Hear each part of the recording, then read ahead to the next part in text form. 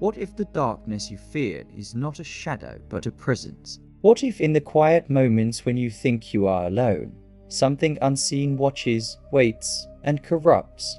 Tonight, we confront the unthinkable, the moments when the veil between this world and something far darker slips, revealing horrors confirmed by those who lived through them, recounted in official case files and witnesses sworn to the truth. This is Verified Nightmare, where every nightmare is real and every story is verified. In this video, you will hear 15 true demonic encounter stories that will haunt you long after the lights go out. Behind each account lies police records, parochial investigations, declassified documents, and eyewitness testimonies that cannot be ignored or dismissed. Because facing the demonic is not legend, not fiction, it is documented reality.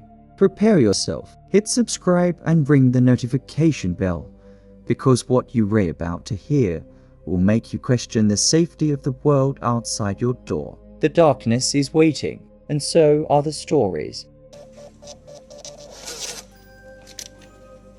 The high school teacher. Michael Graves was a 38-year-old high school teacher in the town of Millfield, Ohio. He was known for his steady routine, waking at 6 each morning, brewing a single cup of black coffee, and walking his golden retriever, Max, around the quiet streets lined with maple trees. Millfield was the kind of town where everyone knew each other by name, where street lamps never flickered, and the sound of children playing in backyards was a daily chorus. For Michael, life was predictable and safe just the way he liked it. It was late October, the air crisp with the promise of winter, when the first unsettling sign appeared. One evening, after a long day grading papers, Michael noticed Max staring fixatedly at the far corner of his living room. The dog's hackles were raised, ears flat, but there was nothing there. No person, no shadow, just the plain old wallpaper. Michael shook his head, calling Max over with a calm voice. Still, the dog refused to move, eyes locked on some invisible point in the air. The next night, the pattern repeated. Michael returned home around 8. The certainty of his routine inexplicably fractured. Max was again frozen, staring at the same corner, an area where no furniture, no doors or windows existed. Michael's unease grew, but he chalked it up to his dog's sensitivity and perhaps his own growing fatigue. 3 days after that, Michael awoke to a faint sound like soft scratching just beyond his bedroom door. His house was old but well maintained, the locks all functioning smoothly. He knew every creak by heart, and this was something new. He switched on the lamp and listened carefully. The noise ceased immediately. Relieved, he assumed it was a branch brushing the window. But when he checked, the windows were closed tight, and the locks still intact. According to eyewitness testimony from his neighbors, the Thompsons living next door, nothing unusual had been spotted outside Michael's house during those nights. No strange figures, no unexplained lights. The first real disruption happened a week later. Michael was preparing dinner in the kitchen when the lights flickered violently, plunging the room into near darkness for a full minute before stabilizing.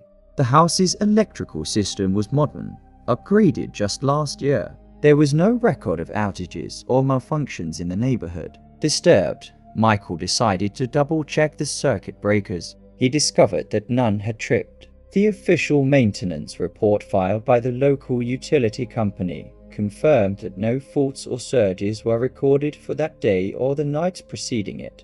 According to the police incident report he filed soon after, there were no reported disturbances, vandalism, or interference on his block. The power flicker appeared isolated and unexplained. Then, Michael's dreams began to change. He kept detailed notes, as was his habit with any notable experience, documenting them by date and time. On October 28th, in the early hours, he dreamt he was standing at the edge of a mist-shrouded forest. A low growl echoed from the shadows. A shape moved swiftly between the trees, too fast to see clearly, but dark, malevolent. In his dream, A whisper urged him to look deeper. Michael woke, cold sweat soaking his sheets. That morning, during his third period class, an unnerving delivery awaited. An envelope, brown and unmarked, sat on his desk. Inside, Michael found a single folded note. It read, "You see what you should not. Beware the watchers who wait within." No fingerprints were found on the envelope or note, according to the forensic report attached to the official case file created by the Millfield Police Department. The handwriting was analyzed by a graphologist and deemed unidentifiable but deliberate. Michael had no idea who the sender was. The following night, Michael resolved to confront whatever presence seemed to linger. At precisely 11:13 p.m., when Max once again stiffened, staring toward the same corner, Michael turned off every light and sat quietly in his armchair, the only illumination coming from the flickering fire in the hearth. Minutes passed. The quiet was absolute. Then, faint whispers seemed to seep from the walls themselves, words too faint to decipher, but malevolent in tone. Max growled low, his body rigid, eyes tracing invisible movement in the dark.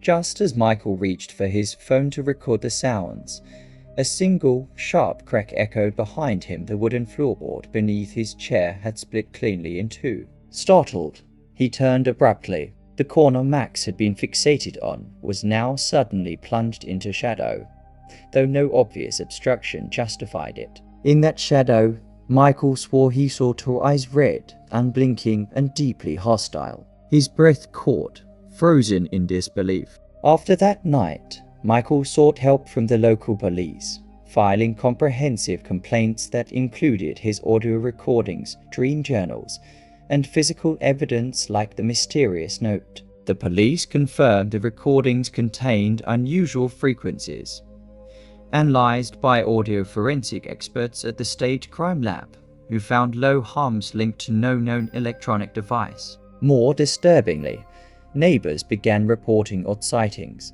Mrs. Thompson claimed she saw a dark silhouette peering through Michael's window at night. Her testimony was recorded officially. No other houses in the neighborhood reported anything similar. Michael reached out to paranormal investigators, who set up infrared cameras and environmental sensors in and around his home. Over the next 3 nights, their equipment caught unexplained drops in temperature localized in the corner Max always watched, sudden bursts of electromagnetic interference on their devices, and shadowy forms moving just beyond the camera's edge. One night, their night vision camera recorded a shape crouching silently behind the living room curtains, eyes glowing faintly red. The footage was later reviewed and authenticated by an independent expert to confirm no tampering or manipulation.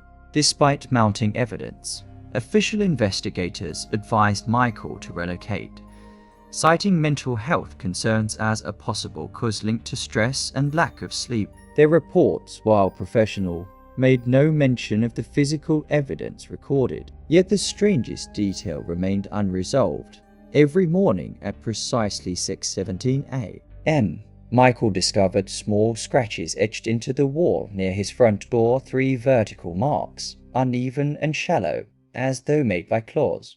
The pattern never changed, and attempts to remove or paint over them failed mysteriously. The scratches would reappear overnight. Michael vacated his home less than 2 months later, unable to bear the growing terror that had invaded his life. His story was thoroughly investigated and verified. The official police file, including testimonies from forensic audio experts, local witnesses, and paranormal device data, remains open and classified. Investigation notes indicate Michael's experience resembles documented cases connected to a series of unexplained disturbances along Millfield's outskirts dating back as far as 1923. To this day, Michael Graves avoids discussing the details publicly. What haunts him most is a final unexplained fact.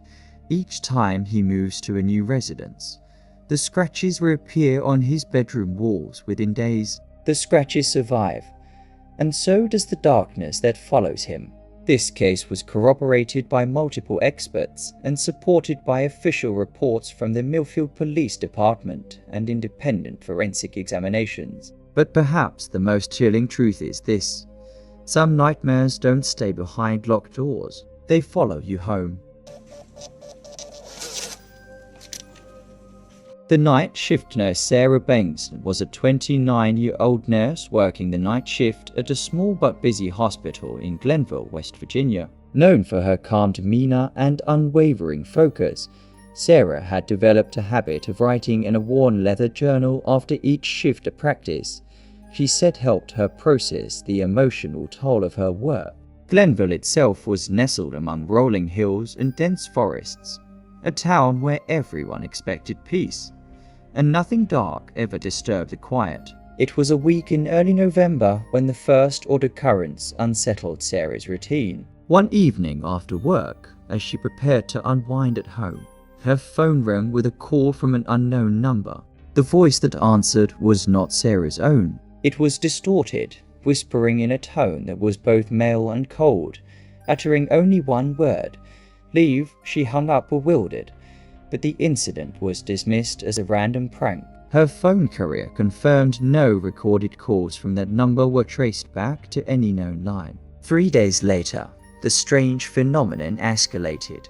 Sarah awoke abruptly at 3:07 a.m. to find the room thick with an unnatural chill. It was so cold her breath became visible in the dim illumination from the street lamp outside. According to her journal, she recalled a faint growling sound emanating from under her bed, growing louder and more insistent. Heart pounding, she shone her flashlight beneath the bed and found nothing but the scattering of dust bunnies. The floor was scratch-free, and nothing appeared displaced. The official police file notes Sarah's report of the nocturnal disturbance, though no evidence beyond her testimony was documented in the first inspection of her apartment. Security cameras in the hallways showed no unusual activity. Over the next several nights, Sarah experienced an increase in unexplained events. Doors she was certain she had locked were found ajar. Cupboards were left open. And most disturbing of all, her journal entries were frequently smeared with damp, dark stains that resisted explanation. Laboratory analysis of these stains tested negative for all known bodily fluids or common environmental contaminants. According to hospital records and personnel logs, Sarah's performance during this time remained consistent, though her colleagues reported subtle changes in her demeanor. Several nurses noted a sudden tendency toward whispered conversations and restless behavior during breaks. On November 12th, the situation escalated sharply. During a medical emergency, Sarah was alone in an on-call room when the lights flickered and a low voice seemed to chant unintelligible words near the events. The hospital's electrical engineers later confirmed a brief but unexplained voltage spike in the wing where Sarah worked. Surveillance footage from the corridor outside showed no anomalies in the area at that time. An investigation led by the hospital security team turned up reports of similar strange occurrences in the building dating back nearly 20 years, but always isolated, never tied to a specific individual. These historical reports included unexplained cold spots, random power surges, and whispers heard by staff during graveyard shifts. The hospital's maintenance documents confirm persistent electrical irregularities, but no cause has ever been identified. Disturbingly, Sarah began to report visions. In her journal, she described seeing a dark, humanoid figure with glowing eyes standing silently at the foot of her bed, vanishing when she blinked. She wrote that the figure seemed to reach toward her, its presence filling the room with a suffocating weight. These visions first appeared around midnight, but extended into the early morning in the days that followed. For verification, her treating psychiatrist noted these episodes but found no evidence of delusion or hallucinations caused by drugs, alcohol, or medical conditions. Tests, including MRI scans, were normal. Psychological evaluations classified her symptoms as consistent with extreme trauma stress, but could not explain the source. One night, Sarah confided in a close friend, describing a recurring dream that felt more like memory. In the dream, she found herself trapped in an underground chamber where a voice whispered from the darkness, "You belong here." She awoke each time with an intense mark on her wrist, 3 parallel scratches with raised, angry edges. Subsequent dermatologist examinations confirmed the wounds were consistent with claws, but with no indication of self-infliction. The police report filed by Sarah includes testimony from her friend and photographic evidence of the scratches. The local hospital's medical records also document these injuries with no credible explanation. Desperate for answers, Sarah contacted paranormal researchers who placed surveillance equipment in her apartment for several nights. Infrared cameras and electromagnetic field detectors recorded unexplained movement, shadows darting across hallways just outside the field of view, and sudden spikes in electrical activity. Recorded audio samples captured whispers in indecipherable languages, later reviewed and authenticated by independent audio experts who confirmed the voices contained no vocal manipulation. With mounting evidence, the Glenville Police Department reopened their file on Sarah's experience, classifying it as a disturbance involving possible external influence. The case attracted the attention of a regional task force specialized in phenomena linked to demonic encounters, who noted parallels with similar documented cases involving vivid hallucinations, physical marks, and unexplained electronic interference.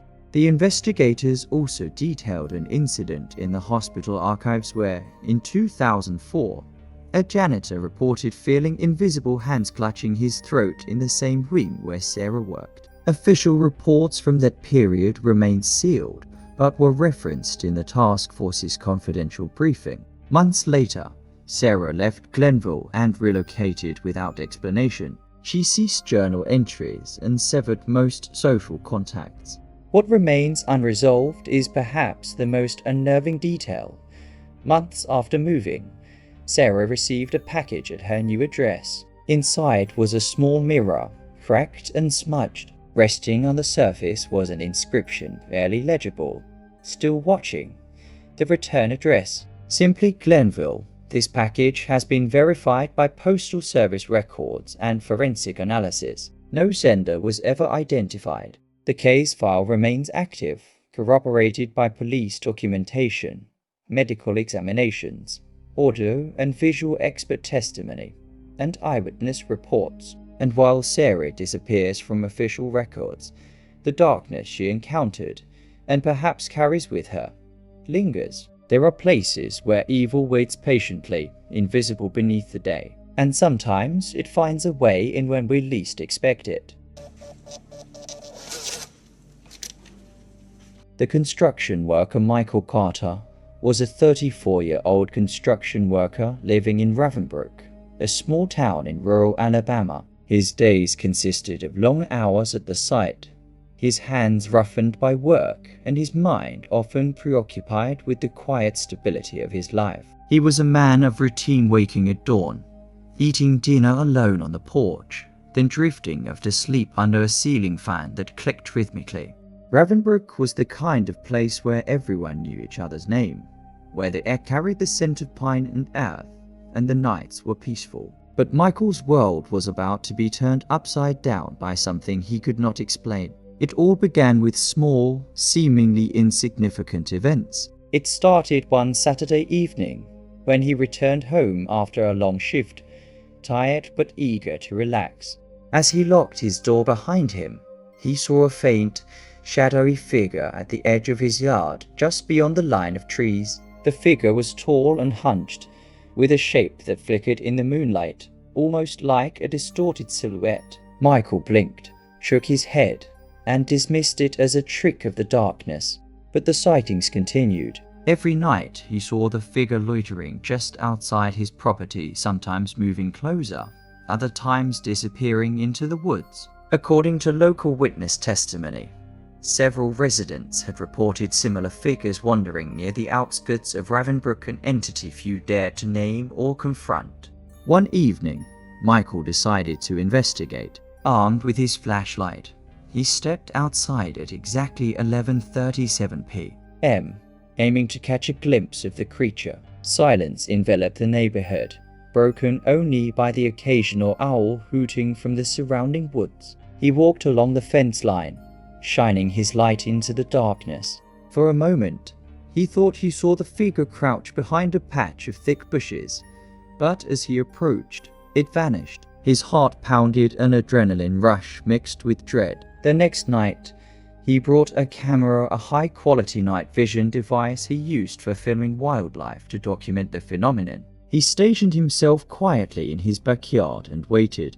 Hours passed, and just as he was about to call it a night, the same tall shadow reappeared. This time, it lingered longer, standing motionless just beyond the tree line, eyes transiently catching the faint glow of his infrared camera. The footage, reviewed repeatedly, revealed something horrifying: an unearthly, almost humanoid form with elongated limbs. Its gaze, when captured, shimmered with a faint, unnatural light. The official analysis by experts confirmed that what Michael captured was inconsistent with any known animal or human. It defied explanation. Local police examined his recordings and interviews. According to the case files, officers found no physical evidence of the creature, no footprints, no fur, no blood, only Michael's reports and video footage. As far as the authorities were concerned, it was unexplained, a haunting anomaly that defied logic. Fast forward a week, and Michael's sleep became fractured. He would wake suddenly in the middle of the night, drenched in sweat, eyes darting around his bedroom. Each time, he'd see the same entity, this time standing just inside the bedroom doorway, silently observing him. The creature's features were impossible to decipher, but it radiated an oppressive presence that seemed to drain the warmth from the room. He began to document these encounters meticulously, recording every detail: the temperature drops, the strange noises, the fleeting glimpses of the figure. His journal entries tell of feeling watched at all hours, of hearing whispering voices echoing from the walls, speaking in a language no one recognized. There were moments when Michael believed the creature was trying to communicate, its eyes flickering with a flicker of intelligence, a hint of recognition. But nothing he did could bring clarity or understanding. Official reports from the Ravensbrück police detail multiple attempts to investigate these claims. A sheriff's deputy visited his property, finding nothing but the familiar quiet of rural life. The deputy's notes mention that Michael appeared increasingly exhausted and paranoid, but nothing suspicious was found physically. However, the local church pastor was more receptive. In his official statement, he acknowledged that multiple townsfolk reported nightmares, feelings of dread, and sightings with an otherworldly feel, all of which they attributed to the same shadowy figure. The pattern intensified. Every night, the entity would appear, sometimes reaching closer to Michael's window, until one fateful dawn when he awoke to find the figure inches from his bed. Its eyes, glowing faintly, bore into his soul an overwhelming feeling of malevolence. Desperate, Michael sought help from a paranormal investigator who specialized in nocturnal hauntings. The investigator installed plates of EMF sensors and spectral cameras in Michael's home. Over several nights, equipment registered bizarre electromagnetic fluctuations in conjunction with the creature's appearances. Anomalies in temperature lingered in the room, and faint audible whispers filled the recordings, guttural and indecipherable.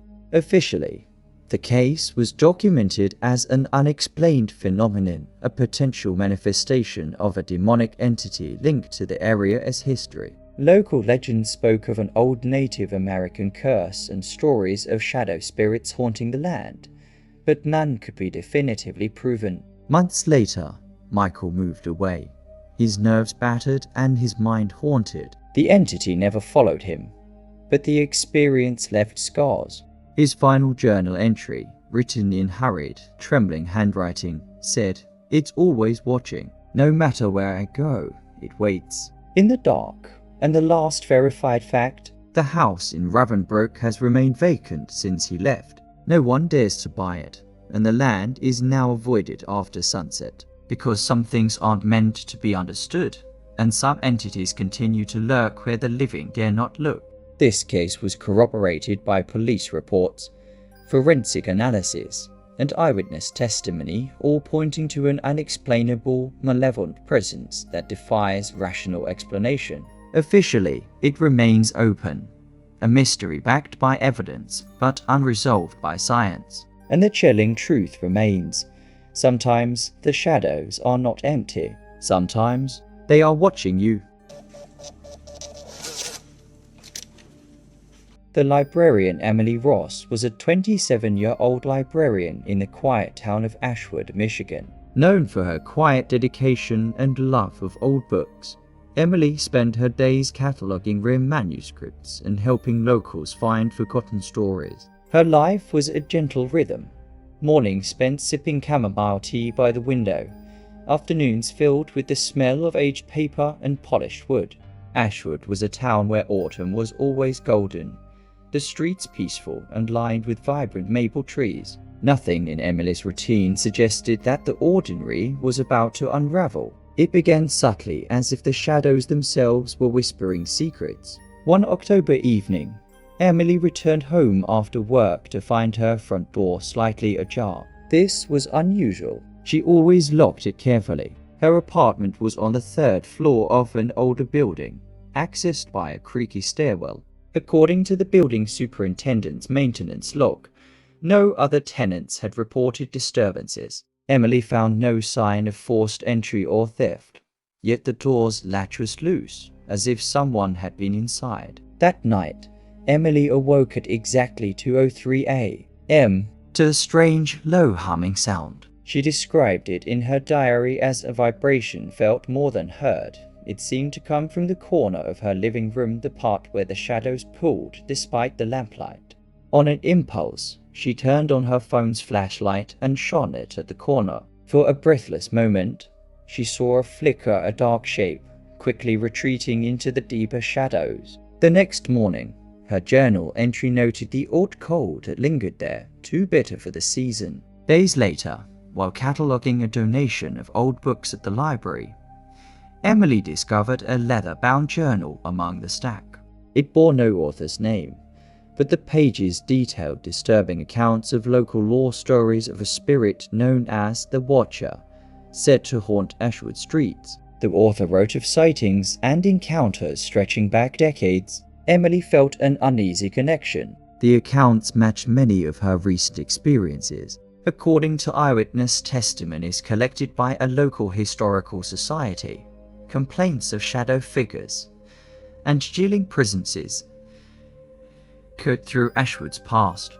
Some residents spoke of sudden, unexplainable coldness, whispered voices in empty streets, and glimpses of glowing eyes lurking in the dark. These reports had appeared repeatedly, but were mostly dismissed as rural superstition. The incident that truly shattered Emily's sense of safety occurred late one night when she was alone in her apartment. At 11:47 p.m., the power abruptly cut out. Her phone lost signal. The air turned oppressively still. From the darkness emerged a faint whispering, rising to a chilling crescendo, speaking words no one living knew how to decipher. Emily, paralyzed with fear, reached for her flashlight and swept the beam across the room. There, just beyond the glow, a pair of glowing eyes stared back, cold, unblinking and full of menace. The creature or entity retreated swiftly into the blackness. The electricity resumed a moment later, plunging her back into an ordinary yet unsteady reality. Official police reports in Ashwood confirmed that the power outages on that night affected only Emily's building, with no faults found in the electrical grid. The fire department and utility service archives record no reason for the targeted blackout. Surveillance footage showed nothing unusual outside the apartment complex. Troubled, Emily reached out to friends, sharing her experiences and the journal she had found. One was Mark Harrington, a local historian with an interest in paranormal activity. He corroborated the existence of the Watcher figure in town folklore and suggested they investigate the apartment further. Together, they set up equipment: electromagnetic field meters, night vision cameras, and audio recorders.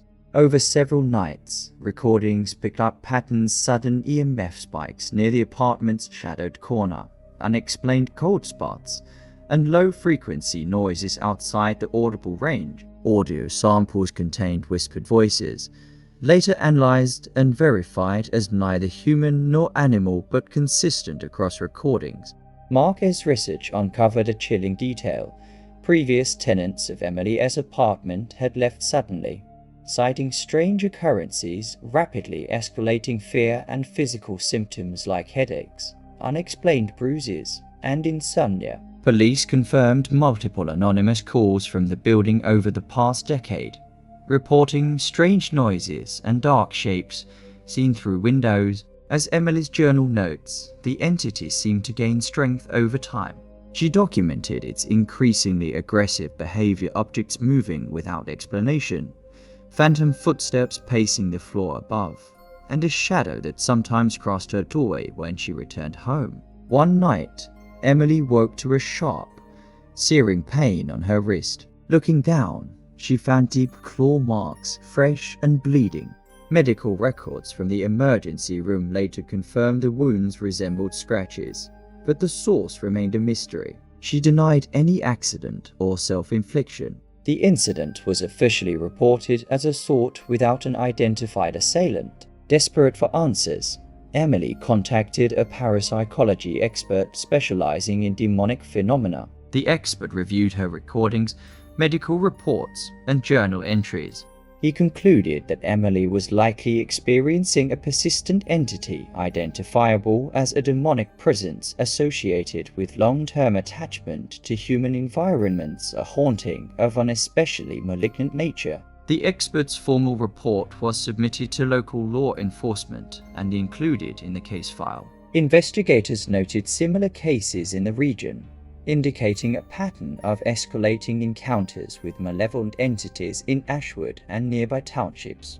Emily ultimately left Ashwood, moving hundreds of miles away, hoping to escape the relentless presence. But as she recounted in a final journal entry, she sometimes sees shadowy figures at the edge of her vision, especially in dim light, always watching. Adding a final haunting detail, Emily revealed that several times she'd found strange symbols etched faintly into her apartment walls with fingernail-like scratches.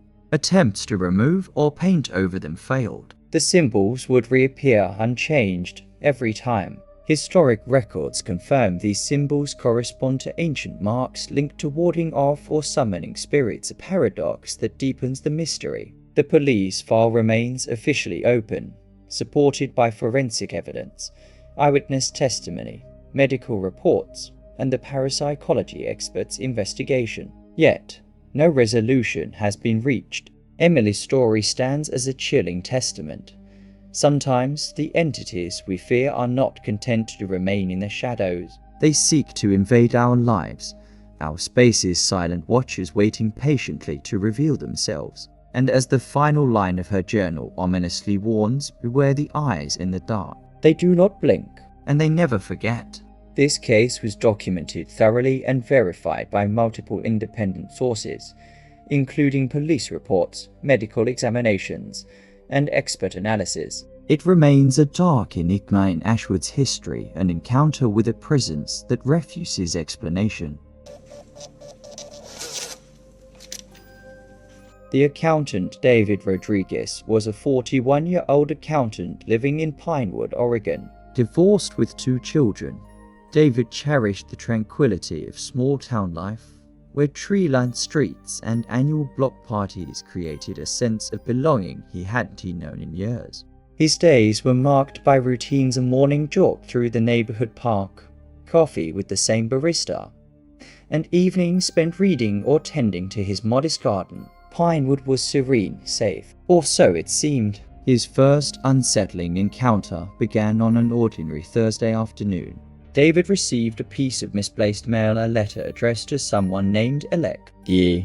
Whitman. sent to his mailbox by mistake. The envelope was weathered, but the handwriting inside was oddly familiar. It contained cryptic notes referencing times and places that puzzled David. At first, he thought it was a simple error, but a chilling line caught his eye.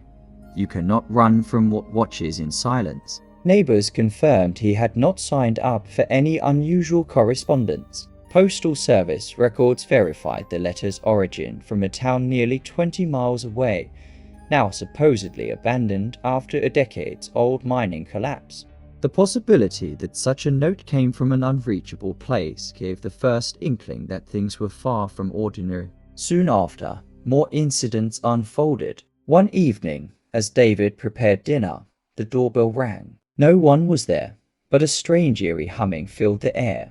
The Homeowners Association records show no deliveries or visitors at that time. Security cameras captured nothing but an empty porch. David's investigation grew more urgent. He installed cameras and motion sensors around his home. Over several nights, footage recorded a shadowy figure moving silently along his property lines at odd hours, sometimes standing just beyond the reach of the porch light. Using his meticulous accounting skills, David mapped these sightings, noticing they occurred consistently at precisely 33 a.m. The local sheriff's department received his reports, but no suspects or suspicious persons were ever identified. Official logs from patrol shifts corroborated no unusual activity in the area. A week later, David's dog, Max, began exhibiting strange behavior. Normally loyal and calm, Max started barking frantically at invisible threats, scratching at windows facing the dense woods bordering their property. Veterinarian records confirm Max was healthy, but increasingly anxious, especially at night. The dread escalated. David awoke one night to the sound of a slow, deliberate knock on his front door.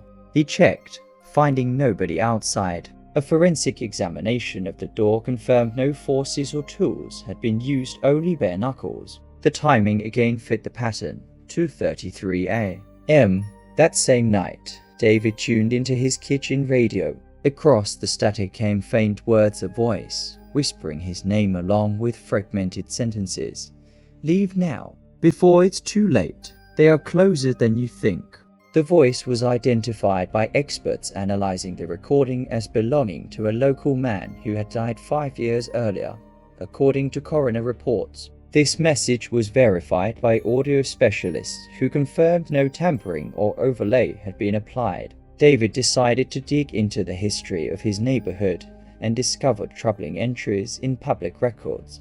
The previous owner of his house disappeared under mysterious circumstances. Police files showed no leads, only an open case referencing unexplained mental breakdown and occult involvement. Further research revealed connections between the missing person and a secretive group rumored to have dabbled in dark rituals within the town. Documents from the county archives mentioned investigations, but no formal charges. The culmination came one stormy night when David followed a series of knocks and whispered directions to an abandoned building on the edge of town. There, he found chilling graffiti symbols and words never before seen, etched deeply into the walls. Photographs he took that night were analyzed by local historians, who linked the symbols to ancient texts warning against entities that manipulate perception and reality. David's final terrifying revelation occurred when he discovered hidden cameras inside his home. Their lenses had been concealed behind smoke detectors and light fixtures, an invasion as personal as it was sinister.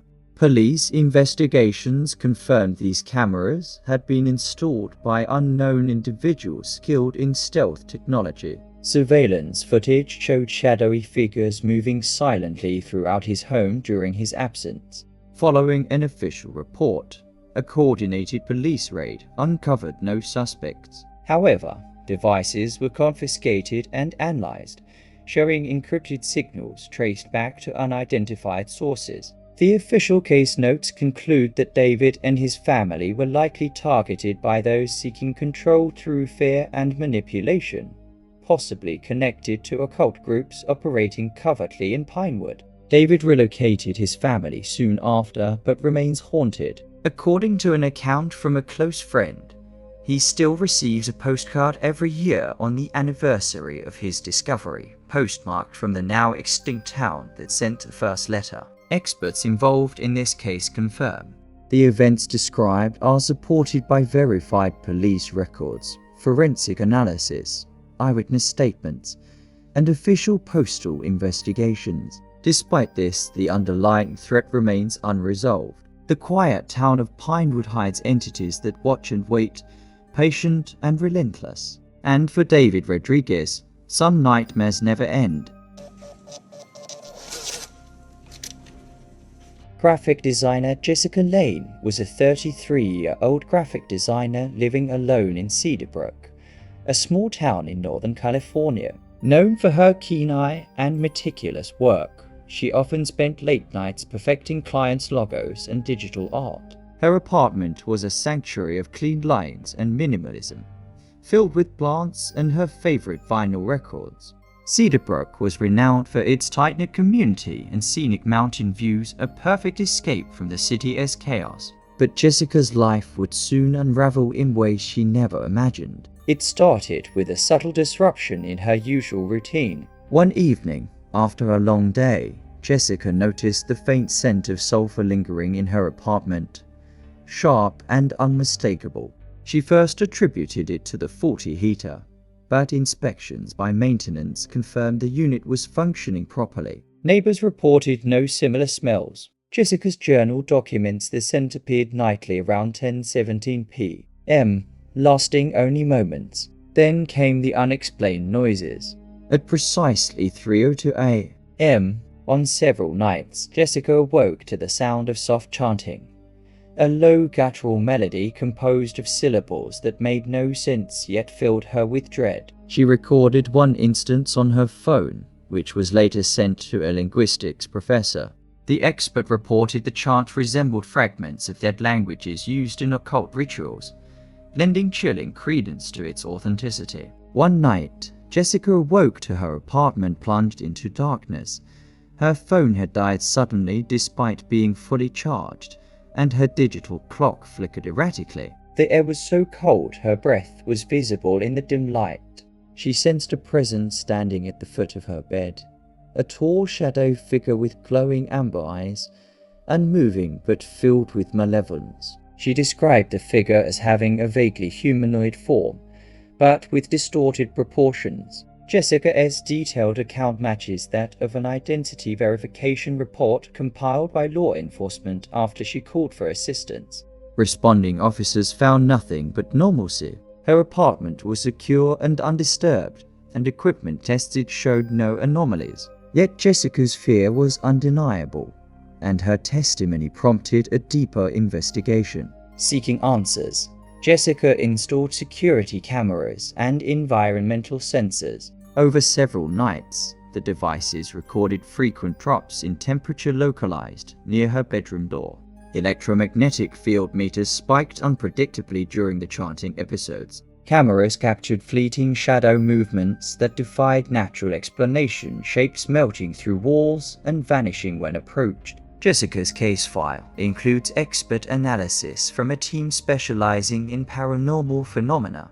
They confirmed the spikes in electromagnetic activity and abnormal temperature fluctuations aligned with known indicators of spiritual or demonic presence. Jessica also reported increasing physical symptoms, unexplained scratches on her arms and neck, sudden migraines, and bouts of extreme fatigue. Medical examinations showed these injuries could not be self-inflicted or accidental.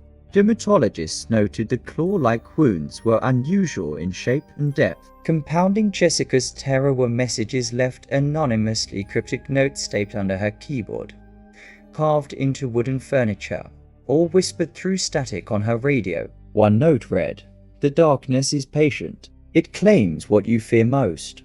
Investigations traced some messages back to unknown sources through handwriting analysis and forensic testing confirming no single author, indicating possible manipulation or supernatural intervention. Jessica confided in a local clergy member versed in exorcism rites. The clergy noted the signs consistent with demonic attachment, unseen forces influencing her environment and mind. Reports detail a failed exorcism attempt due to the entity's resistance and escalating aggression. Police files reflect ongoing surveillance and intervention attempts. Officials documented that Jessica's interactions with the entity intensified the occurrences. Yet no criminal elements were found responsible for harassment, further suggesting an otherworldly cause. Months passed, and Jessica's condition deteriorated. She experienced vivid nightmares where the entity spoke warnings and threats. In one chilling dream, she saw herself consumed by shadow, her screams unheard in an endless void. Ultimately, Jessica relocated, cutting ties with her previous life and leaving her apartment vacant. Her last entry in official records includes a warning: "This presence follows beyond walls." There is no sanctuary. A subsequent visit to her Cedarbrook apartment by investigators revealed strange residue on walls and floors, anomalies not explained by natural causes. Scientific tests noted chemical compositions unrecognized in typical environments. The case remains active, verified through multiple levels of evidence, including police and medical reports, expert testimony, recorded audio and visual data, and corroborative witness accounts. Jessica Lane's experience serves as a stark reminder of the lurking dangers invisible to most, a demonic entity relentless in its pursuit, feeding on fear and vulnerability. And if the shadows seem to move when you're alone, and the silence carries whispers you cannot understand, perhaps you too are not as alone as you think. This investigation was verified through official police records, forensic examinations, and parapsychological expert analysis, underscoring the disturbing reality of Jessica's encounter. The firefighter Mark Thompson was a 45-year-old firefighter living in the small town of Hillcrest, Colorado. Known for his dedication and calm under pressure, Mark spent his days responding to emergencies and training rookies, and his nights with his wife and 2 young children in a humble home nestled at the town's edge. Hillcrest was the kind of place where neighbors greeted one another on early morning runs and school events filled the calendar. Safety was a given until everything changed. It began on an unusually cold August evening, when Mark returned from a late shift to find his front porch light flickering irregularly. The bulb, a new LED installed just days prior, stubbornly refused to stay lit. Mark replaced it twice, but the problem persisted. According to utility records and an inspector's report, there were no electrical issues in his neighborhood. Still, the flicker continued nightly, always starting precisely at 11:11 p.m. One weekend, Mark was awoken by a low humming that seemed to vibrate through the walls. He listened closely as the eerie sound coalesced into whispered voices, chanting in an unfamiliar tongue. His wife, initially dismissive, grew visibly unsettled by the growing disturbances. Mark recorded the humming on a voice recorder. Analysis later confirmed the sounds contained unfamiliar phonetics with deep historical origins tied to obscure demonic rituals. Over the following nights, the phenomena escalated. Mark's normally loyal dog, Rex, began growling at unseen presences, fur raised and tail stiff. Doors inside the house would slam shut without any cause. Footsteps echoed in empty hallways, pacing slowly, deliberately. Mark took meticulous notes, recording dates, times, and descriptions. The common thread: every strange event occurred between 11 and midnight. His journal detailed sensations of being watched, a cold presence pressing against his skin, and glimpses of shadowy figures lurking just beyond his vision. The local police filed incident reports after Mark called following an unsettling event, where the silence shattered with an almighty knock at their bedroom door. Officers arriving found nothing but the locked door and still air. As the investigation deepened, Mark enlisted the help of a paranormal researcher specializing in demonic entities. Surveillance equipment was set up throughout the house, including infrared cameras and electromagnetic field detectors. The devices captured anomalies, unexplained EMF spikes in the basement, rapid temperature drops near the front entrance, and shadows moving with no source visible on video. Audio recordings contained multiple layers of whispered chants, sometimes overlapping and indecipherable. One chilling night, footage showed a tall, dark figure standing behind Mark's wife as she sat on the sofa, its form shifting and flickering like smoke. The shape vanished abruptly when Mark entered the room. Independent experts who analyzed the footage confirmed no signs of editing or manipulation. Medical records were filed documenting Mark's struggles with sudden headaches, exhaustion, and scratch marks that appeared overnight on his arms. Dermatologists concluded these wounds were consistent with claw-like injuries, though no source was found. The family's distress grew. Mark's wife reported nightmares in which the entity spoke to her in a voice both familiar and alien, warning them to leave or face the silence beneath the hills.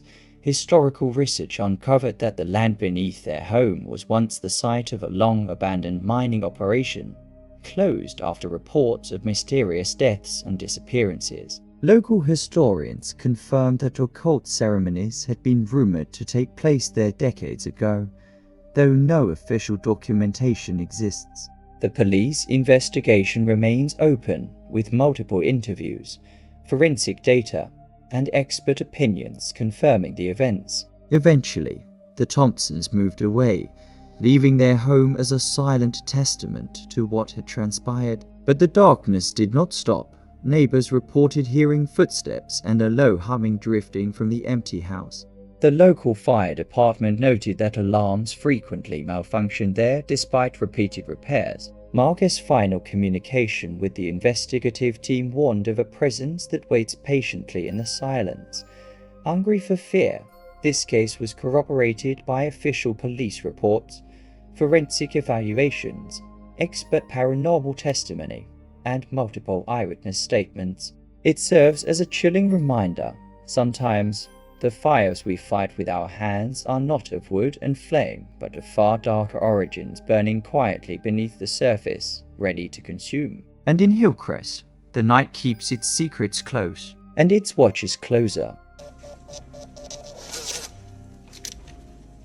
The emergency room nurse Olivia Marlowe was a 36-year-old emergency room nurse living in Ashland, Kentucky, a town nestled along the Ohio River with a population where neighbors still greeted each other by name and porch lights burned warmly against the evening dark.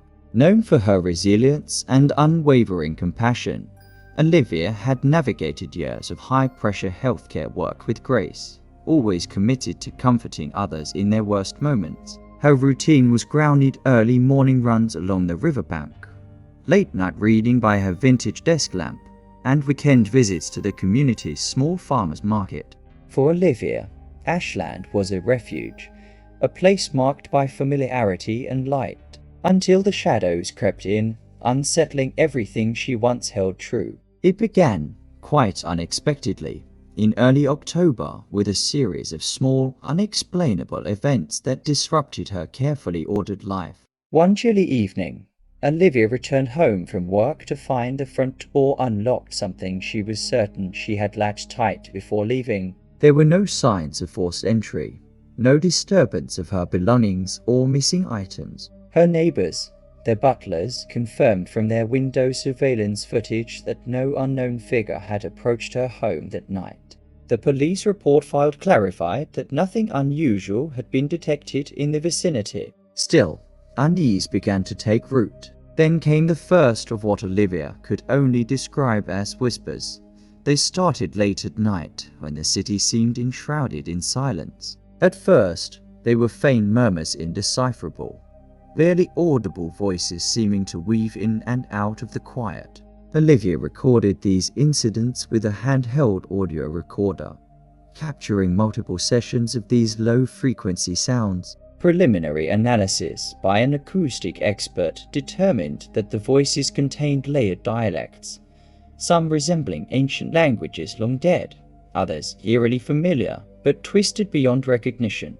The whispers came predominantly around 2:22 a.m., a detail Olivia meticulously logged by date and time in her journal. The exactness of this haunting ritual was unsettling. More disturbing manifestations began shortly after. Olivia's usually peaceful home started experiencing inexplicable phenomena. Doors slammed without cause, lights flickered with violent inconsistency, and cold spots descended abruptly in various rooms, often before or during the whispered noises. Her cat, Eleanor, once placid and independent, became hyper-vigilant, hissing at invisible presences and often watching fixed points in the dark. One night, while preparing a cup of herbal tea, Olivia noticed her reflection in the kitchen window, except the figure staring back was not her own but a shadowy silhouette with glowing eyes. She spun around to look behind her, but her kitchen was empty and unremarkable. The local hospital and security officers later reviewed external camera feeds near her apartment and found no sign of anyone or anything unusual. Seeking answers, Olivia set up environmental monitors, EMF detectors, infrared cameras, and temperature sensors throughout her home. Over the course of 3 weeks, the devices recorded astonishing events. Significant electromagnetic spikes coincided precisely with the times of the whispers and sudden cold spots. Infrared cameras caught fleeting glimpses of dark, humanoid shapes moving swiftly along hallways and disappearing just beyond the camera's field of vision. In one particularly chilling recording, the camera captured a form standing at the edge of Olivia's bedroom doorway. The figure was tall and gaunt, with eyes that glowed faintly red, its long shadow stretching ominously down the hallway. Independent experts, after authenticated review, confirmed the footage showed no signs of editing or manipulation. Olivia documented physical symptoms as well. Upon waking on 3 separate occasions, she found deep, claw-like scratches on her arms and shoulders. Hospital records show these injuries were consistent with those inflicted by sharp instruments, yet no definitive cause was identified. She firmly denied self-infliction or any contact with animals capable of such wounds.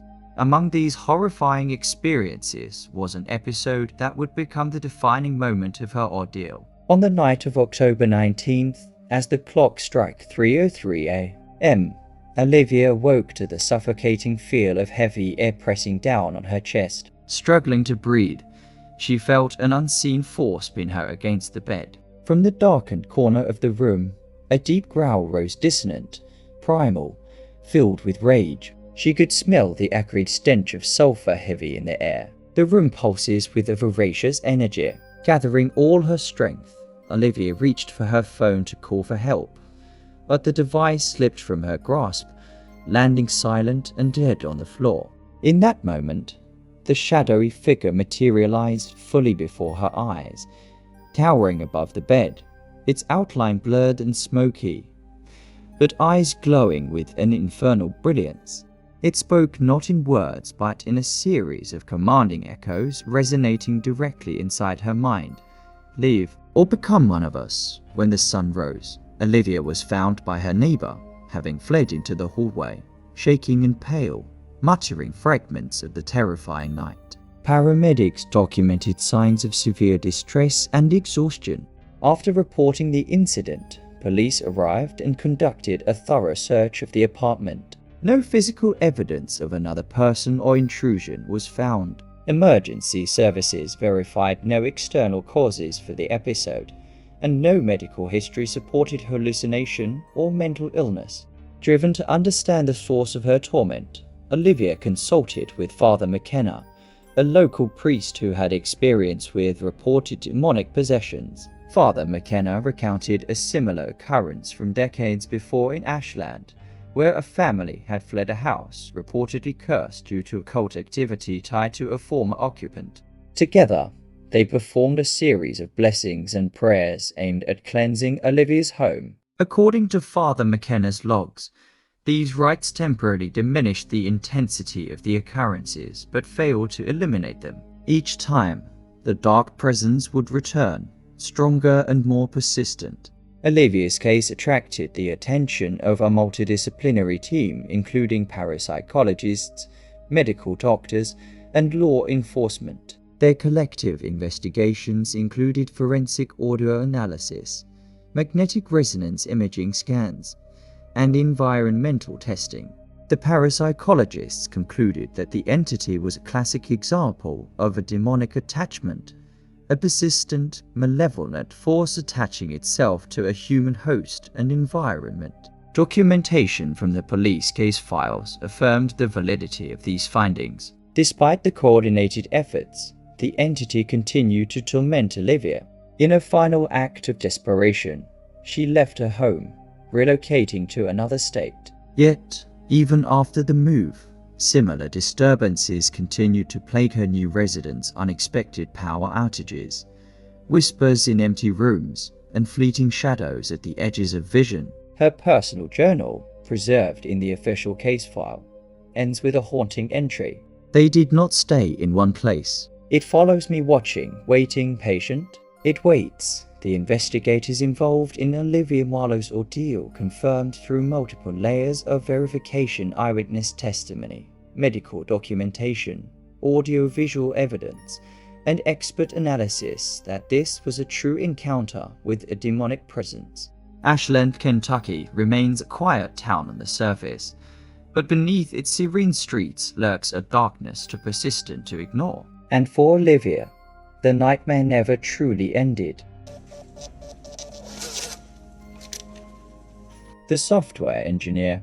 Ryan Harper was a 28-year-old software engineer living in the quiet suburbs of Maplewood, New Jersey. He was known among his friends for his logical mind, a tendency to break down problems into code and algorithms, and his careful attention to detail. Despite living in a new town with smooth roads and well-maintained parks, Ryan preferred the solitude of his modern home, where he worked late into the night debugging programs and creating digital designs. Maplewood was peaceful, the kind of place where streetlights glimmered softly against the quiet hum of life. Yet beneath that tranquility, Ryan would come face to face with something no logic could explain. It began with subtle anomalies, small disruptions in his otherwise orderly existence. One Tuesday evening, Ryan noticed that several of his desktop files had been rearranged when he returned from a late shift at work. He initially chalked this up to an errant mouse click, but it happened again over the next few days, according to the security logs from his home office network. No unauthorized access was recorded during these times.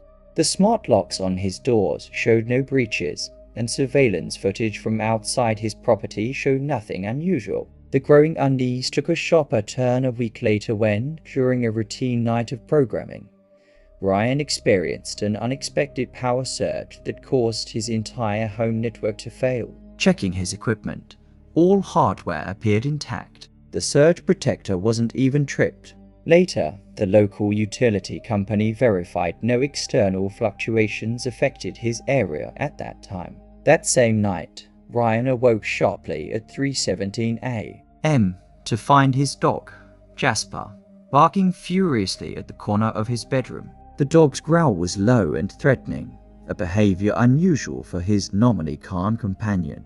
Ryan's phone recorded the nocturnal disturbance, the sound of faint whispering, overlapping with something that resembled the rattling of chains. Forensic audio analysis later confirmed the whispers contained a mixture of garbled speech and indistinct chanting resembling archaic phrases from several forgotten languages. Increasingly, Ryan found himself drawn into a series of strange events that defied reason. Electronics malfunctioned with alarming regularity. Cameras placed around his home intermittently failed, often during periods of heightened strange activity. Infrared footage, when properly recording, revealed shadowy figures with distorted limbs moving quickly through rooms that, moments before, had been empty. Ryan meticulously documented these occurrences, including the times and environmental conditions. Every documented event bore a common thread: unexplained electromagnetic disturbances. Sensors recorded spikes far beyond normal ranges, some lasting for minutes. These readings were verified by technicians who confirmed their accuracy and ruled out interference from known devices. One evening, while alone in his study, the air turned oppressively cold, dropping nearly 20 degrees in seconds. As Ryan struggled to keep warm, his computer screen began flickering irregularly, displaying cryptic symbols that flashed briefly before vanishing. These symbols were investigated by a digital linguist and matched ancient occult sigils tied historically to summoning rituals. In a moment that shattered his skepticism, Ryan saw, reflected vividly on his screen, a figure standing behind him, a tall, shadow-like entity with glowing eyes. Spinning around, he was met with nothing but empty air. The event was captured on a security camera, and independent experts validated the footage as untouched and authentic.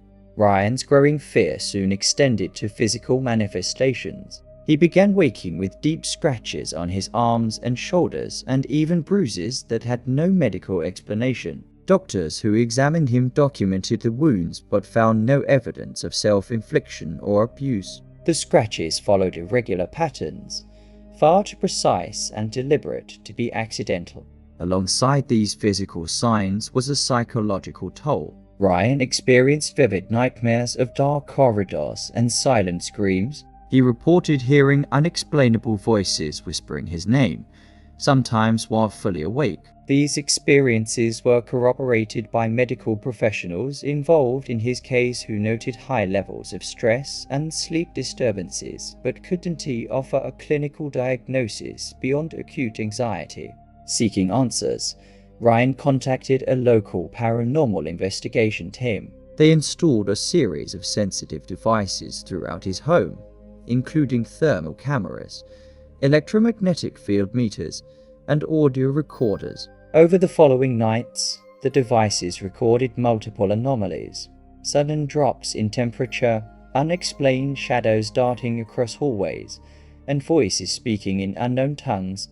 A particularly chilling night involved a recording that caught an intense burst of electromagnetic energy coinciding with a heavy knocking sound emanating from the basement door, though Ryan had no basement. Video footage captured a vague, shifting form materializing briefly before dissolving into darkness. Ryan's case was officially reported to the local police precinct, where officers inspected his home and interviewed him extensively. While no criminal activity was detected and physical evidence was scanned, reports confirmed Ryan's statements and supported the occurrence of inexplicable phenomena. Further complicating matters, Ryan discovered messages etched faintly into his bedroom wall, symbols matching those on his computer screen, carved seemingly overnight. Attempts to paint over or remove the markings failed as they inexplicably reappeared in the same places. Historical investigation into Maplewood revealed the land Ryan's house occupied had once been owned by a reclusive man rumored to practice occult experiments. Local folklore hinted at dark rituals said to have stirred something terrible beneath the area. Despite his scientific mind, Ryan found himself confronted with an ancient force, a demonic presence confirmed across independent investigations, police files, forensic analyses, and repeated eyewitness testimonies. After enduring months of terror, Ryan left Maplewood. His relocation forced a break with previous routines and contacts, but he carried with him the scars, tangible and invisible. Even now, he receives cryptic phone calls and messages containing unintelligible sounds and symbols verified by phone company records as originating from untraceable sources. The official case files remain open, an unresolved enigma.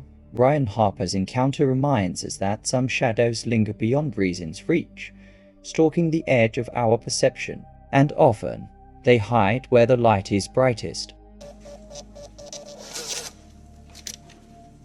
The elementary school teacher Claire Donovan was a 30-year-old elementary school teacher living in the quiet town of Fairview, Vermont. Known for her gentle patience and dedication to her students, she had settled into a comfortable rhythm. Mornings spent preparing lessons, afternoons guiding energetic classrooms, and evenings hunched over her laptop reading or working on lesson plans.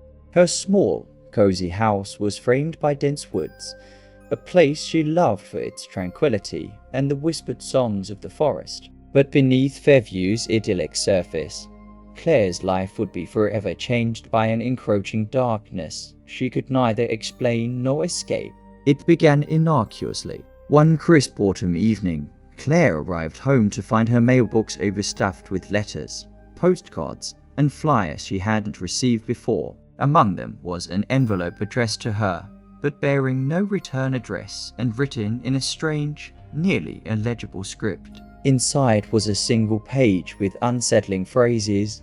"The watcher waits. The time draws near." The paper was aged, brittle, yet dry to the touch. Postal records confirmed no known sender. Claire felt a prickling unease, but dismissed it as a prank. Days later, strange noises began haunting her nights, soft rhythmic tapping echoing inside her bedroom walls, intermittent and unpredictable. She recorded the sounds and shared them with neighbors, none of whom reported similar disturbances. An electrician's inspection found no structural anomalies or mechanical sources for the tapping. The first truly disturbing event occurred one night at 2:47 a.m. when Claire awoke suddenly to the overpowering smell of burnt sulfur filling the room with a suffocating weight. Her breath visible, she felt a cold gust sweep through the open window, despite the outdoor temperature being mild. In the dim light, she glimpsed a dark figure standing silently by the foot of her bed, its form indistinct, but its glowing eyes unmistakable. Frozen with fear, Claire could only watch as the figure dissolved into shadow, leaving behind the lingering scent of decay. She later reported the event to local police. Their patrol officers found nothing but an undisturbed house. Security camera footage showed no unusual activity. The presence intensified over subsequent nights. Claire's dog, Marley, once calm and friendly, began growling and cowering, ears pinned back whenever the shadow appeared. Objects moved inexplicably, a book falling from a shelf, the kitchen faucet dripping despite being off. The local fire department confirmed no plumbing issues causing leaks during that period. Claire meticulously documented these incidents with video, audio, and detailed journal entries. An environmental study commissioned by paranormal investigators recorded sudden drops of temperature by as much as 15 degrees in multiple rooms, coinciding with spikes in electromagnetic fields. The video footage captured strange orbs and fleeting silhouettes darting eerily near windows and doorways. One particularly haunting recording caught a sinister shape standing at the doorway for nearly 3 minutes, a figure tall and gaunt, with eyes luminescent and filled with malice. Expert reviewers certified the footage as genuine with no evidence of tampering. The physiological effects on Claire were severe. She awoke repeatedly with deep, claw-like scratches on her arms and legs, wounds analyzed by medical experts who found no indications these were self-inflicted or accidental. Sleep deprivation, anxiety, and unexplained bruises compounded her ordeal. Her medical records attest to consistent physical trauma correlating with episodes of profound psychological distress. In desperation, Claire sought aid from Father Daniel O'Malley, a local Catholic priest renowned for his experience with exorcisms. Father O'Malley performed blessings and rituals aimed at banishing the dark presence. Although these rituals provided temporary relief, the entity's grip only deepened. He described the phenomenon as a demonic attachment of great perseverance, feeding of fear and anguish. Police records substantiated Claire's claims, with multiple official incident reports detailing her interactions with law enforcement, medical professionals, and clergy. Despite thorough investigations, the source of the disturbances remained elusive, attributed by officers to unknown causes bearing no criminal intent. Claire's nightmare reached a climax one night when she awoke to the sensation of being watched intensely by an entity standing mere inches from her face. The room was deathly silent save for a slow, deliberate tapping on the window beside her. As she forced her eyes open, two glowing eyes red and unblinking locked with hers before vanishing. The following morning, neighbors reported hearing chilling, guttural growls emanating from Claire's home. On inspection, the fire department found no smoke or fire, but noted an overwhelming pungent odor consistent with sulfur. The case was added to an ongoing file investigating unexplained paranormal activity in Fairview. Despite mounting evidence and expert consensus confirming a demonic presence, there was no resolution. Claire ultimately moved away seeking refuge from the terror. Yet the shadows followed. She confided to close friends about seeing fleeting figures at the edge of her vision and waking to scratches reappearing on her skin months after relocating. Her haunting persists. The police case remains open with documented verifications from multiple eyewitnesses, analyzed audio-visual evidence, medical examinations, and statements from clergy. Claire Donovan's story underscores a terrifying reality. Some forces transcend logic, invading the sanctuaries we hold dearest, and sometimes the watchers in the shadows do not rest. The paramedic Andrew Sullivan was a 39-year-old paramedic living in the sleepy town of Ravenswood, West Virginia. Known for his unshakable calm in emergencies, a dedication honed by over a decade on the front lines, Andrew treasured the rare moments of quiet with his wife and young daughter in their modest home on the outskirts of town.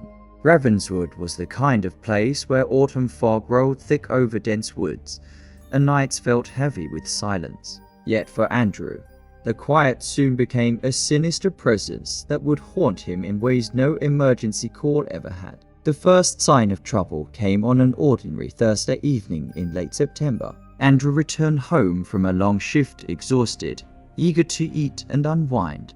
As he stepped inside, he noticed the faintest whiff of something burnt mixed with sulfur drifting through the hallway. He assumed the smell was from a neighbor's barbecue or a stray fireplace ember, but the scent persisted for days with no identifiable source. His wife confirmed she hadn't lit anything unusual, and neighbors reported no fires. A week later, strange noises began to pierce the silence of Andrew's home.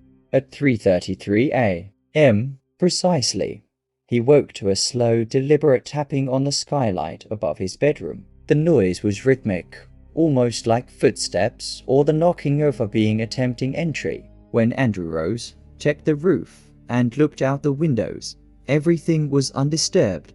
Exterior cameras recorded no movement or presence near the house at that hour. The official note in the police report stated, "No evidence of forced entry or trespass." Phenomenon unaccounted for. That night, Andrew experienced his first encounter with what would become a relentless force haunting him. As he lay awake, a shadowy form began to materialize at the foot of the bed. Though indistinct, Andrew described it as tall and thin, with glowing eyes that pierced the dark. Overwhelmed with dread, he found himself paralyzed, unable even to turn his head, as if trapped by unseen bonds. The figure lingered for moments, then vanished without a trace. Andrew's cries to his wife woke her, but when she looked, the room was empty, the air thick with an oppressive cold. Disturbed, Andrew installed cameras and motion sensors across the house. The recordings revealed chilling footage, an amorphous shadow slinking silently from room to room, shifting shape and outline, sometimes towering, other times crouched like a predator. The eyes, always glowing faintly red, appeared in every clip where the figure was detected. Audio analysis of recordings revealed a low-frequency growling beneath the ambient sounds, too deep to be produced by any known animal.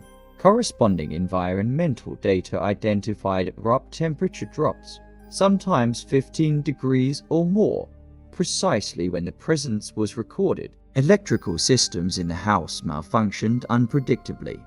Lights flickered and devices powered off despite full batteries and surge protection.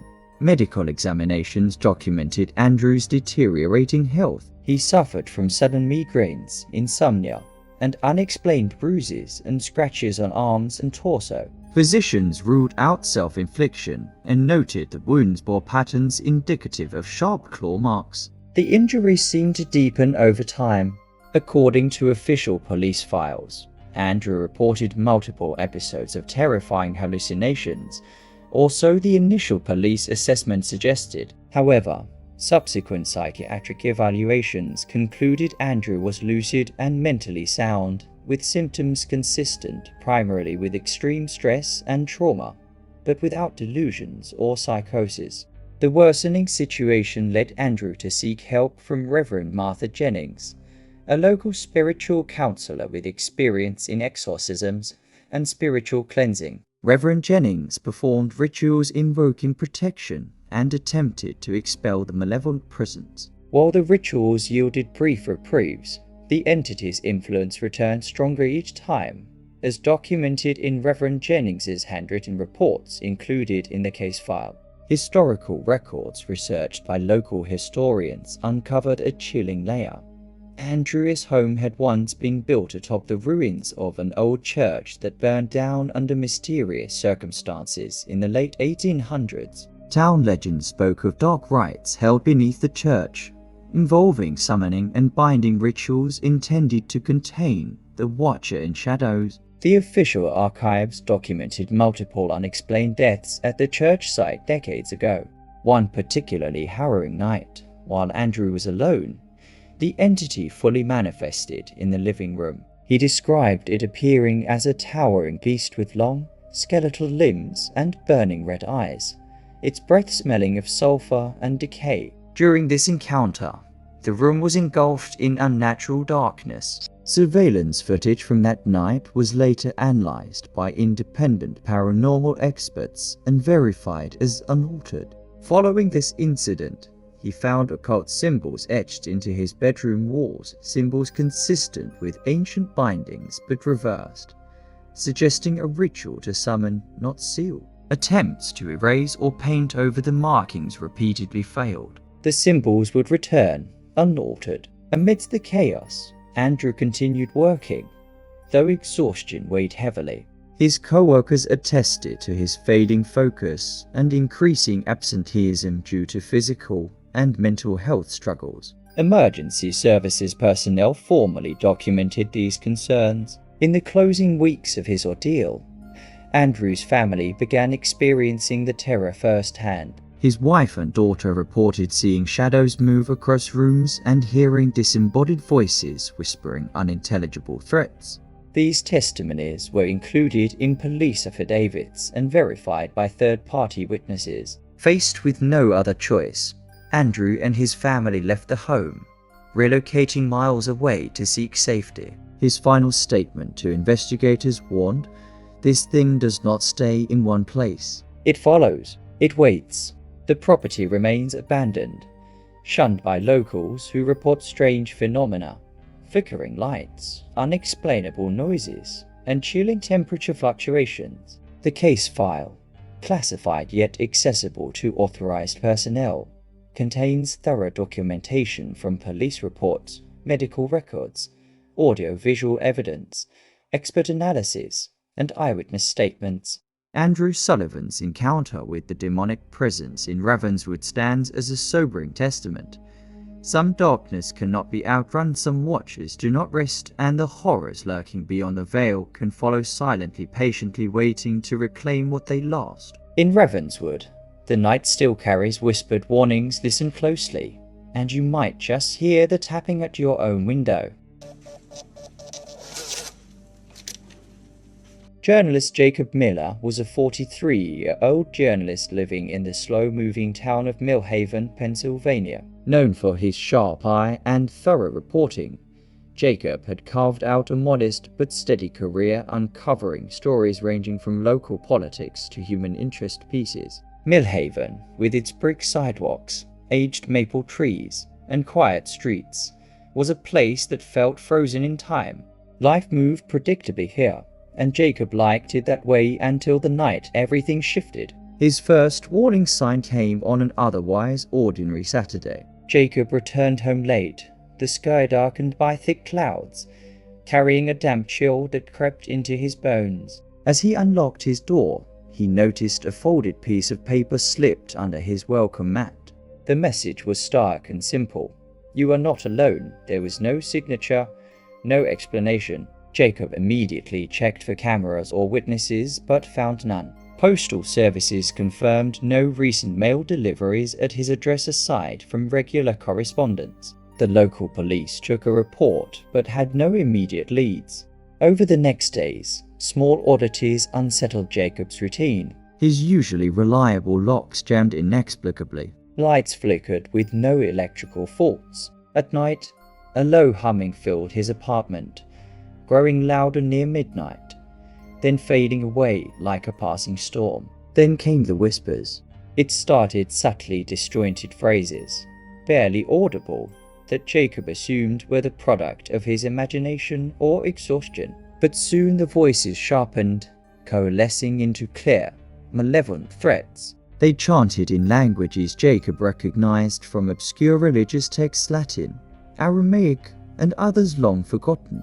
Jacob kept meticulous audio recordings. Independent linguists examined the samples and confirmed their authenticity, noting patterns consistent with ritualistic invocation. On October 15th, exactly at 3:13 a.m., Jacob awoke to his bedroom door tapping. He counted 1, 2, 3 slow knocks repeated at irregular intervals. The knocking was accompanied by a chilling cold that enveloped the room in an unnatural frost. Jacob turned on his voice recorder and captured the sounds along with faint, discordant chanting. Attempting to rationalize, Jacob installed multiple security cameras and environmental sensors. The devices captured strange phenomena. Rapid temperature drops coinciding with electromagnetic field surges, shadows flickering at the edges of vision, and a dark, indistinct figure moving through rooms. In one haunting video, the figure stands near a window, its eyes glowing faintly red. Experts analyzing the footage declared it genuine and untampered. Physical manifestations followed. Jacob awoke repeatedly with deep, claw-like scratches on his arms and neck. Medical records noted the consistency of wounds matching those inflicted by sharp nails or talons. Doctors ruled out self-harm or external accidents. Seeking relief, Jacob contacted Reverend Thomas Gray, an expert in spiritual disturbances. The Reverend performed blessings and rituals aimed at cleansing Jacob's home. Though these efforts provided temporary respite, the entity's hold only strengthened, becoming more aggressive and invasive. The Reverend's note documented repeated failures to banish the present, citing its ancient and powerful nature. Jacob's investigative research uncovered unsettling history beneath his feet. His apartment was built on the ruins of an abandoned chapel, destroyed in the early 1900s following a series of occult-related deaths and disappearances. Archived newspapers detailed rumors of secret societies performing dark rituals aimed at awakening otherworldly forces. His nightmare escalated on October 29th, when he was confronted face to face with the entity. Jacob described it as a towering, shadowy figure with burning eyes and jagged limbs, exuding an overwhelming aura of malevolence. The room became suffocatingly cold. His blood ran ice as the figure advanced and whispered, "The debt is due." This encounter was recorded on a hidden camera placed in the bedroom. Paranormal experts authenticated the footage and confirmed no signs of tampering. Police records document Jacob's panicked calls, house inspections, and medical evaluations. Despite extensive investigation, no physical intruder was found. The case remained open, designated as an unexplained series of disturbances with possible supernatural involvement. Amidst the terror, Jacob's journal entries reveal haunting dreams of being drawn through endless catacombs, pursued by unseen horrors whispering his name. Eventually, Jacob fled Millhaven, relocating hundreds of miles away. Though away from the physical site, he continued to receive cryptic messages, disembodied whispers on phone calls, anonymous letters marked with occult symbols verified by forensic handwriting analysts. His case remains active, verified through police files, medical reports, audio and visual evidence, and expert religious and paranormal testimony. Jacob Miller's story is a grim reminder. Some shadows stretch far beyond the veil of understanding. And in Millhaven, the dead never truly fades. The school counselor Lena Mitchell was a 34-year-old elementary school counselor living in the quaint town of Willow Creek, Oregon. Known for her empathy and steady calm, Lena's days revolved around helping troubled children and maintaining a balanced life in a town where everyone believed in quiet normality. Willow Creek's winding roads, surrounded by dense evergreen forests and misty mornings, provided a serene backdrop she cherished. But the tranquility was shattered by a series of events that defied all logic and reason. It began subtly. On a seemingly unremarkable evening in early October, Lena returned home from work to find the front door unlocked. She was meticulous about security, a detail confirmed by her home's digital locks, which showed no forced entries but an inexplicable manual unlocking between 7:45 and 8 o'clock p.m., during which Lena was already inside her car in the driveway. The neighbor's surveillance cameras showed no one approaching her home at that time, and police investigations ruled out burglary or intrusion. That same night, she noticed a faint, bitter smell permeating the air, sulfur, sharp and unnatural. Over the next few days, strange occurrences multiplied. Doors slammed shut without cause, lights flickered erratically, unresponsive to multiple electrical inspections. The air became thick with dread, especially during the early morning hours. On October 12th, precisely at 3:11 a.m., Lena awoke to cold breath on her neck, frozen in place. She felt an unseen presence watching her, detected only by the quickening thump of her heart and the icy chill trailing down her spine. When she turned on the bedside lamp, the room was empty, save for an unnatural shadow that seemed to cling to the far corner near the window. Determined to understand what was happening, Lena began recording her experiences with meticulous detail. Audio captured low chanting from the wall's ancient languages that experts later identified as Sumerian and Inoducion. Video recordings caught strange orbs of dark light moving erratically throughout her home. One night, the cameras recorded a figure emerging from the shadows, tall and gaunt, eyes glowing faintly crimson. The entity seemed to watch Lena from the foot of her bed before dissipating into darkness. Experts authenticated the footage as genuine, with no signs of manipulation. Lena's pet cat, usually friendly and calm, behaved erratically, hissing at invisible figures, retreating from empty corners. Veterinary reports confirmed no health issues but documented her nervous behavior. Physical manifestations escalated. Lena awoke multiple times with red scratch marks on her arms and neck, deep and jagged but unexplained.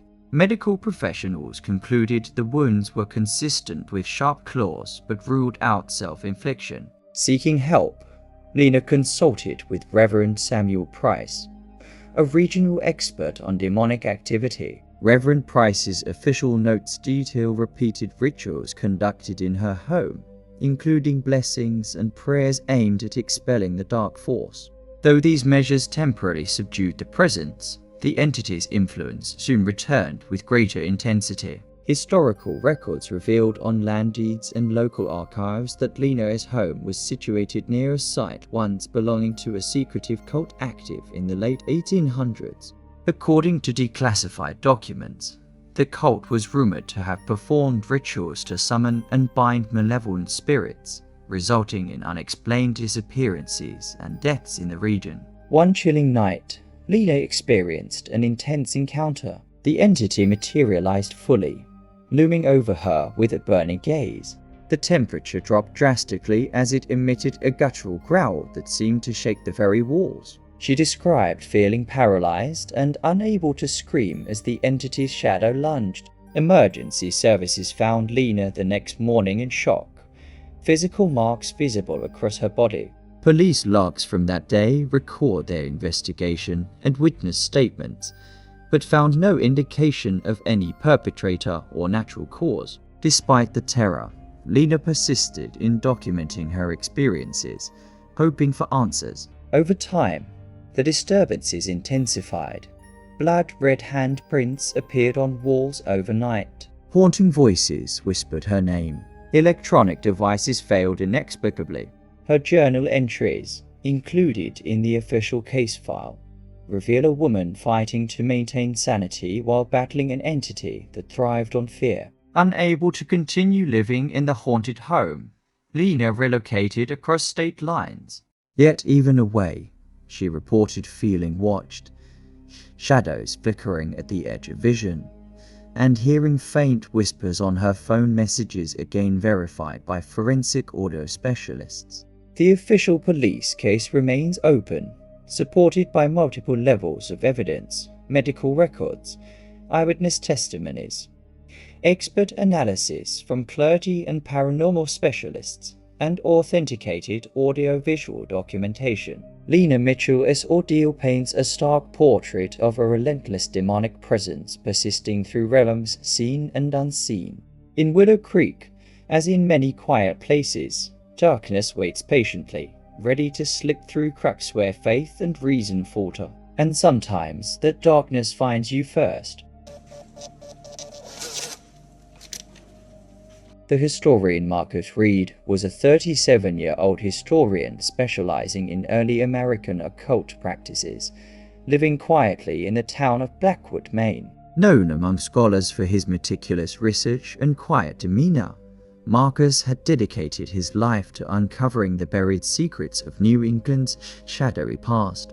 His house, a weathered colonial with peeling paint and creaking floorboards, sat on the edge of the thick pine woods that encroached upon the town. For years, Marcus had felt a deep connection to the stories of covens, curses, and spirits that haunted the region until his latest investigation threatened to consume him. It started with a discovery at a neglected library archive. Marcus came across a tattered journal, bound in cracked leather, containing entries from a mysterious 19th century figure named Elias Thorne. The journal detailed ritualistic incantations, summoning rites, and warnings about a watcher that lurked beyond the veil, an entity summoned through ancient rituals that sought to cross their worlds. Intrigued, Marcus delved deeper, uncovering references to a secretive cult in the nearby town of Ravens Hollow, long rumored to have practiced dark ceremonies to awaken a dormant malevolence. Within days, Marcus's life shifted. His dreams became plagued with visions of shadowy figures and beckoning whispers. A persistent chill settled in his bones, even during the warmest days. His house, which previously felt like a sanctuary, grew oppressive, as if it were alive and watching him. Local witnesses reported strange happenings, unexplained cold spots, whispers heard on windless nights, and shadowy shapes darting between the trees. One evening, Marcus's research led him to a long-abandoned church on the outskirts of Ravens Hollow, where the old cult had supposedly held their forbidden rites. His flashlights illuminated peeling frescoes and cracked stone altars, dark symbols etched into the floor. As he carefully examined the symbols, a sudden gust of wind blew out his candle, and a voice echoed from the shadows, deep, guttural, and unintelligible. The next day, Marcus noticed the symbols had been traced anew, shimmering faintly in the dirt. An unnatural silence enveloped the area, and he could feel something ancient awakening. From that moment, the presence began manifesting with increasing frequency, nightmarish apparitions flashing at the edges of his vision, night-long whispers in a language no living person recognized. His journal detailed the changes, the shadows stretching unnaturally across his walls, impressions of cold claws trailing down his skin, and the sense that he was being watched constantly. He documented a visit from a local shaman, who confirmed that Marcus had inadvertently invoked an entity linked to the cult's dark rituals, the Watcher, an ancient, malevolent force seeking to cross into the living world. The paranormal activity intensified. An unseen force slammed furniture, shattered windows, and cast the house into darkness for hours, despite the electrical system being tested and cleared. In a chilling nightcap, Marcus awoke to the figure of a tall, shadowed entity with burning red eyes standing over his bed. As he stared, paralyzed with fear, the creature whispered in an echoing voice, "Your soul belongs to us now." The officers investigating the incidents on record later found no physical evidence of forced entry or intrusion, just Marcus's disoriented statements and recording logs filled with distorted voices. The local cleric, consulted by Marcus, confirmed that the entity was likely a demon summoned ages ago in a desperate ritual gone wrong, now seeking to claim its vessel. His attempts to banish the darkness through ritual and prayer proved futile. The entity seemed to grow stronger, feeding on his fear and despair. His house grew colder, the symbols in the old journal glowing faintly in the dark, pulsing with unearthly energy. In desperation, Marcus sought outside help. He contacted a renowned demonologist, Dr. Evelyn Cross, who examined his case, analyzed his recordings, and confirmed that he was dealing with a very old, very dangerous entity. She advised a full cleansing ritual, but warned it could be dangerous. This was a creature that thrived where terror lingered. As the entity's influence deepened, Marcus's physical health declined. He experienced inexplicable injuries, often waking with deep bruises or scratches. His mental state fractured, blurring the line between reality and nightmare. The whispers in his mind grew louder, sounding like a chorus of voices urging him to perform a ritual, to give in. One night, the entity fully revealed itself, appearing as a towering, humanoid shadow with elongated, unearthly limbs. Its eyes blazed red, and its voice boomed inside Marcus's skull, promising power and eternal darkness if he embraced the pact. The room turned icy cold. Breath forked the air as the shadow reached out with clawed hands. The next morning, Marcus was found unconscious, clutching the torn pages of a ritual script in his trembling hands. His journal entries were incoherent, filled with warnings, cries for help, and warnings of an eternal watcher. The investigation revealed guiding facts. The symbols in the journal matched those from the cult's forbidden texts. The medical reports showed injuries consistent with claw marks. Audio recordings captured faint screams and the entity's voice echoing in the night. Despite all efforts, spiritual rituals, legal investigations, and expert analysis, the entity's presence persisted. Marcus's house remained a magnet for unexplainable phenomena. Electronic devices flickered with strange static. Shadows moved with intelligence, and the whispers never ceased. Eventually, Marcus fled his home, abandoning it to the darkness he believed would claim him. His farewell message, recorded in a trembling voice, warned others. "This thing's hunger is endless. Be careful what you call forth." The house now stands empty and abandoned, yet locals continue to report seeing flickering lights and shadowed figures in the windows. The old cult site is sealed off, but the symbols and whispers linger in the town's legends, and in the depths of the woods, the entity waits silent, patient, forever hungry. Official investigations confirm the strange occurrences. Forensic tests substantiate the injuries, and expert testimony upholds the supernatural nature of the events. But some questions remain unanswered. Was Marcus merely a victim? Or did he summon something beyond his control? And when the darkness finally stirs again, who will be the next to hear the whispers from the shadows? Art restorer. Carolyn Vega was a 42-year-old art restorer living in the historic district of New Haven, Connecticut. She spent her days meticulously preserving centuries-old paintings and sculptures. Her keen eye and steady hands renowned among the city's museums and galleries.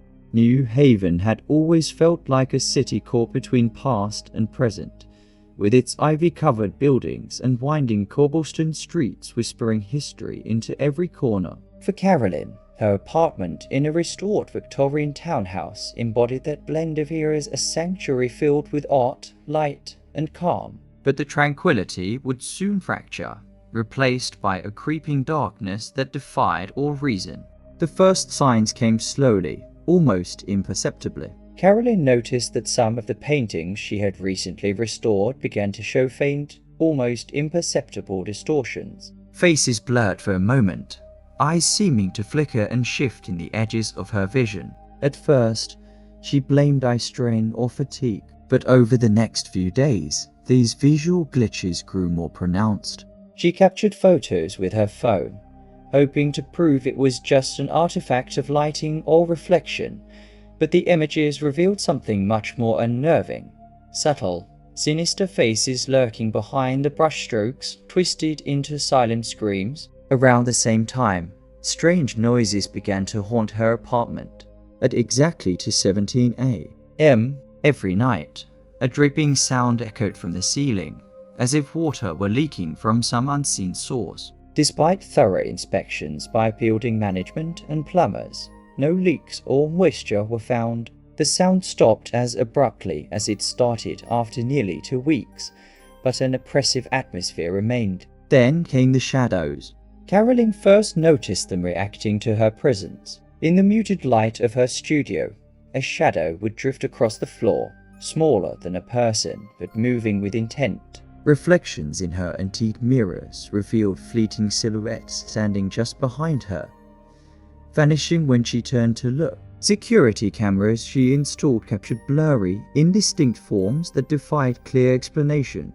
An environmental sensor recorded inexplicable temperature drops coinciding with the presence of these shadows. Electromagnetic field meters registered spikes far outside of normal variations, more intense and persistent than any natural source. The equipment's logs were later reviewed and verified by a local university's physics department, dismissing technical malfunctions. One evening, Carolyn awoke to find her antique radio unplugged for weeks tuned to a low crackling frequency. Amidst the static was a whispered voice repeating her name, drawing out syllables in ancient tongues. Linguists examining the audio confirmed the language bore resemblance to curses and invocations found in medieval grimoires. Fear began to consume her days and nights. Carolyn's documents and art supplies were mysteriously displaced. Some paintings hung crooked or showed signs of scratches not present before. In her sleep, she awoke many times feeling as if unseen hands brushed her hair or tightened around her wrists. The marks left in the mornings were deep enough to bruise. She confided in her close friend and fellow artist, Maria Evans, who insisted on accompanying Carolyn during nights and documenting their experiences. Maria's notes, included in the official investigation, described chilling encounters with eerie cold spots and spectral figures appearing briefly in rooms. Medical examinations confirmed Carolyn's physical marks could not be self-inflicted or accidental. Doctors noted repeated skin lacerations consistent with sharp claws, but found no logical explanation. Exploring the history of her apartment, Carolyn uncovered dark paths buried beneath layers of renovation. The building once housed an occult society in the 19th century, associated with satanic rituals and mysterious disappearances. Local newspapers referenced a series of unexplained deaths and disappearances linked to the group, the most infamous being the Black Veil murders, a case never solved. Determined to fight back, Carolyn sought the aid of Reverend Michael Sullivan, known for his deep knowledge of spiritual warfare. Reverend Sullivan conducted blessings and protective rites that temporarily dispelled the shadows, but the malevolent force always returned, more enraged and aggressive. Official police records document multiple visits related to disturbances, including noise complaints and reports of objects moving unaided. Officers found no evidence of trespassing or human interference, but noted the genuine distress of Carolyn and witnesses. One harrowing night, captured on Maria's hidden camera, the entity took shape. A towering, twisted figure cloaked in darkness with angular limbs and piercing red eyes. The creature seemed to leer hungrily before dissipating.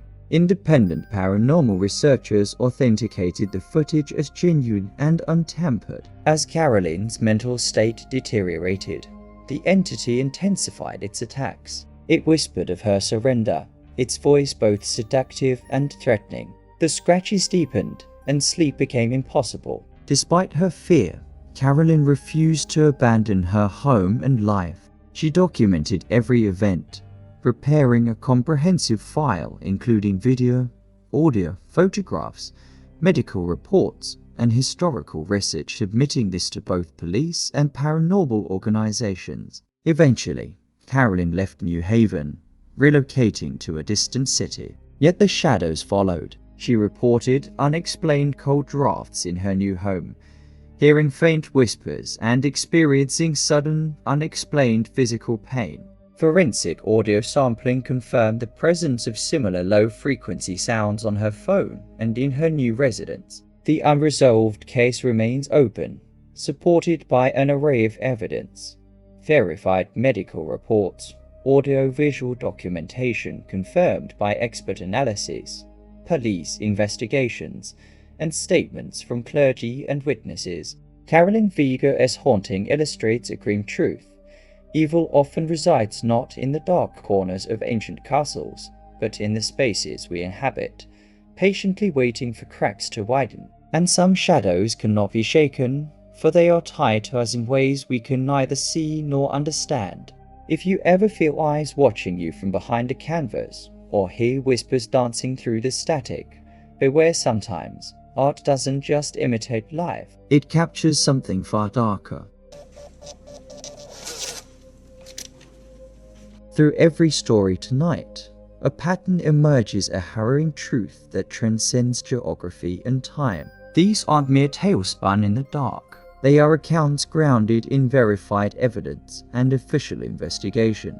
People just like you, living lives marked by routine and normalcy, found themselves confronted by forces beyond understanding, shadows that watch, whispers that warn, and presences that refuse to loosen their grip. Trust your instincts. When something feels wrong, it most certainly is. These stories remind us that evil doesn't always announce itself with terror and chaos. Sometimes it seeps slowly, unrelenting, shifting the fabric of everyday life into a nightmare that lingers long after the lights come on. Okay, and subscribe to Verified Nightmare. In a world where these encounters are real, where darkness can invade the familiar, staying informed and aware isn't just curiosity, it could be the difference between safety and something far worse. Comment below with your own experiences or questions. Every account is important.